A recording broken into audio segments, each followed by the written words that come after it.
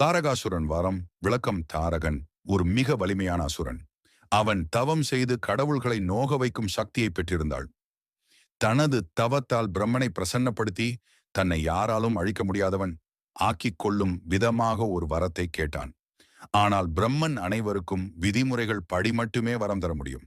அதனால் தாரகனின் கோரிக்கையை சரியாக நிறைவேற்றாமல் அதற்கு சமமான ஆனால் பாதுகாப்பான வரமாக இதை வழங்கினார். சிவனின் மகன் மட்டுமே தாரகனை கொல்ல முடியும்.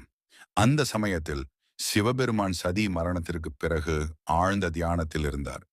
பல ஆண்டுகளாக உலகிலிருந்து விலகி இருந்தார். அவர் திருமணம் செய்து குழந்தை பெறும் நிலையே இல்லை. இதனால் தாரகன் அந்த வரத்தை பெற்றுக்கொண்டதும் உலகில் ஒரு அச்சுறுத்தலாக மாறினான்.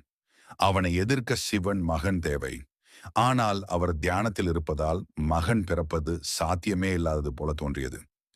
இதுவே பின்னர் கார்த்திகேயன், முருகன் பிறப்பு, காமதேவன் தகனம், பார்வதி தபஸ் போன்ற நிகழ்வுகளுக்கு காரணமாகி இறுதியில் கார்த்திகேயன் தாரகனை சமர்ப்பித்தார். வேண்டுமானால் இந்த கதையின் அடுத்த பகுதிக்கான விளக்கம், முழு புராண கதை அல்லது சுருக்கப்பட்ட வடிவம் எதை வேண்டுமானாலும் செய்து தரலாம்.